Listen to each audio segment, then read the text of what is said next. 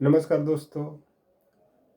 अभी देश में बहुत जोर शोर से चर्चा हो रही है कि बिहार के केंद्रीय गृह मंत्री अमित शाह जी 31 मार्च 2026 तक देश के कोने कोने से, खासकर छत्तीसगढ़ से समाप्त कर देंगे। तो ये बहुत अच्छी बात है, लेकिन छत्तीसगढ़ में नक्सलवाद को खत्म करने का जो चुनौती स्वीकार किया गया 2013 ईस्वी में, जब कांग्रेस के केंद्रीय मंत्री विद्याचरण शुक्ल,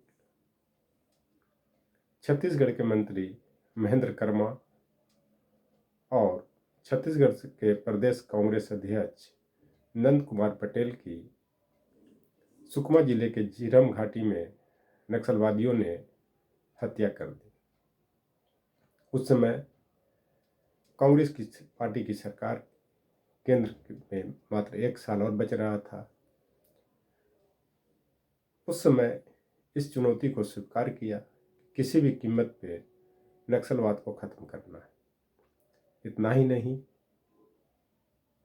यह भी सब लोग को पता था कि छत्तीसगढ़ के सुकमा जिले के झीरम घाटी नक्सलवाद के लिए एक बहुत बड़ा अड्डा है।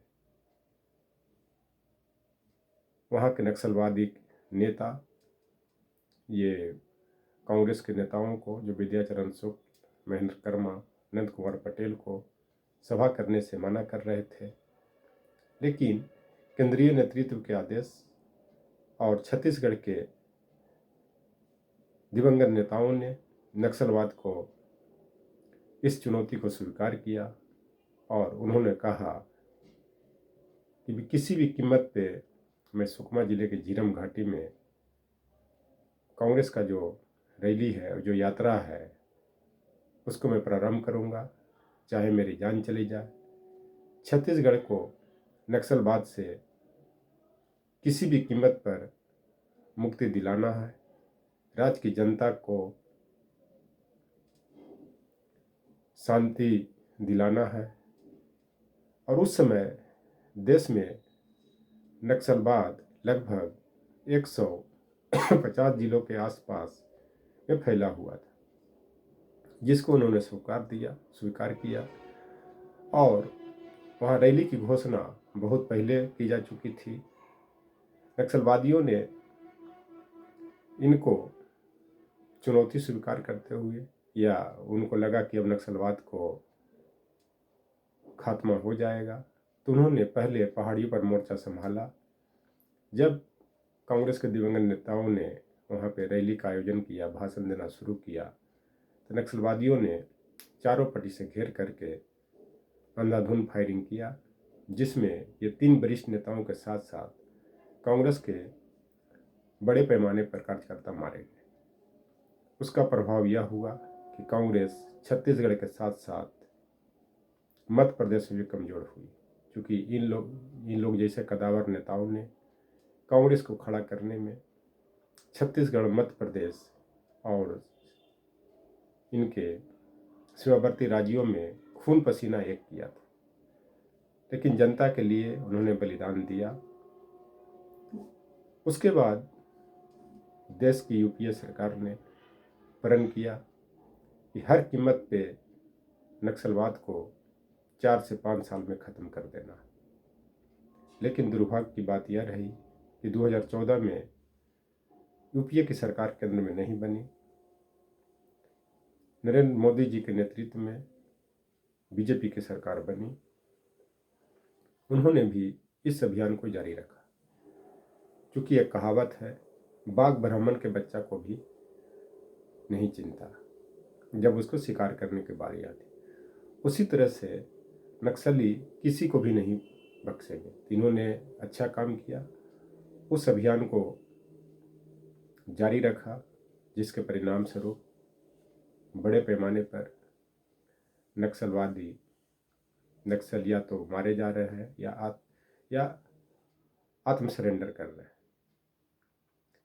इतना ही नहीं, उस समय में ही कांग्रेस सरकार ने वहाँ पे जो नक्सल में शामिल लोगों थे उनको मुआवजा देने की बात की, पुनर्स्थापना की बात की थी और डिस्ट्रिक्ट रिजर्व गार्ड की स्थापना की बात की थी, ताकि इन लोग मिल करके उनका सुराग पताए, नक्सली कहाँ रहते हैं, किस स्थिति में रहते हैं, उनका प्लानिंग क्या है।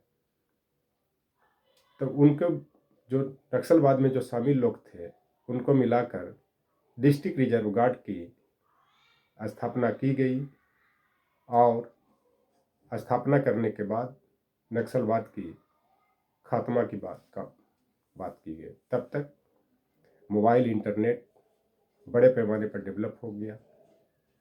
उसके बाद छत्तीसगढ़ के जो सुदूर इलाके थे वहाँ पे सड़क बनाने का काम बहुत ज़ोर शोर से किया गया। तो टेक्नोलॉजी और कम्युनिकेशन ने नक्सलवाद को ख़त्म करने में बहुत सहयोग दिया। प्रगतिवाद के दौर की कवि, मार्क्सवादी कवि मुक्ति बोध ने भी कहा था कि लाल क्रांति को मजदूर सेना आम, उनके स्त्री पुरुषों को मेरा सलाम, लाल सलाम। तो वह दौर था कि जब उन लोगों ने बोला था। उस समय की सिचुएशन कुछ और थी। उस समय जो भी मार्क्सवादी कवि थे, साहित्यकार थे, शांतिपूर्वक आंदोलन चलाते थे, गांधीवादी मूल्यों को जिंदा रखते थे, गांधीवादी विचारधारा को आधार बना करके समानता की बात करते थे, गरीबी मिटाने की बात करते थे, अशिक्षा को दूर करने की बात करते थे। लेकिन आज का दौर में जो नक्सलवाद ने जो तांडव मचा दिया, एक तरह से ये सरकार को के समानांतर सरकार चलाना चाहते हैं। और ऐसा भी कहा जाता था कि यह देश की अर्थव्यवस्था को 2 से 3% तक रोके हुए, लेकिन सच्चाई ये है कि इससे ज़्यादा रोके हुए थे, क्योंकि जो भी संसाधन थे, जो कोयला हो, चाहे हीरा हो, सोना हो, लोहा हो, जो भी ट्राइबल इलाका है, चाहे छत्तीसगढ़ हो, उड़ीसा हो, झारखंड हो, आंध्र प्रदेश का कुछ सीमा हो, महाराष्ट्र का कुछ सीमा हो या कुछ क्षेत्र हो, वहाँ बड़े पैमाने पर है। और जब तक यहाँ से भू संसाधन को निकाला नहीं जाएगा, देश का डेवलपमेंट नहीं हो सकता है। क्योंकि आज भी भारत जो दूसरे देश पर बहुत चीज़ के लिए निर्भर है, शायद ऐसे राज्यों से अगर संसाधन निकाला जाए तो भारत में एरोप्लेन तक भी बन सकता है। इसके साथ साथ बहुत तरह के जो सुरक्षा से संबंधित या आर्म्स हैं, हेलीकॉप्टर है, वो भी बन सकता है, क्योंकि सारा खेल संसाधन का है। क्योंकि चीन भी अगर विकसित अर्थव्यवस्था बना तो उसका प्रमुख कारण वहाँ उपलब्ध संसाधन है।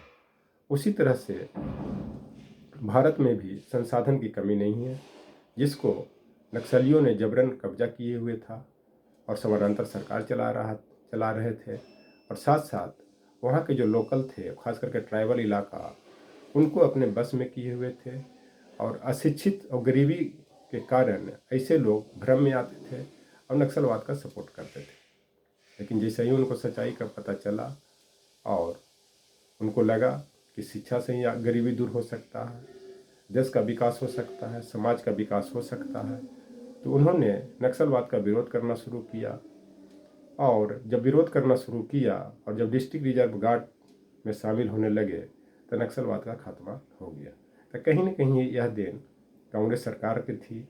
उनके जो नेताओं ने बलिदान दिया, वहीं से इस चुनौती को, नक्सलवाद की चुनौती को स्वीकार किया गया। और वहीं से इनको खात्मा के लिए ITBP जैसे जो देश के सर्वश्रेष्ठ अर्धसैनिक बल माने जाते हैं, उनको भी लगाया गया।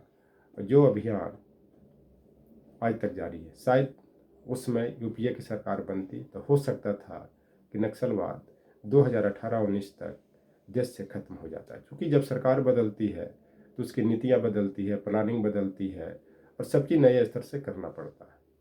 तो इस चलते नक्सलवाद को ख़त्म करने में कांग्रेस सरकार, UPA सरकार के साथ साथ एनडीए सरकार का भी योगदान है जो बहुत ही सराहनीय है। थैंक्स।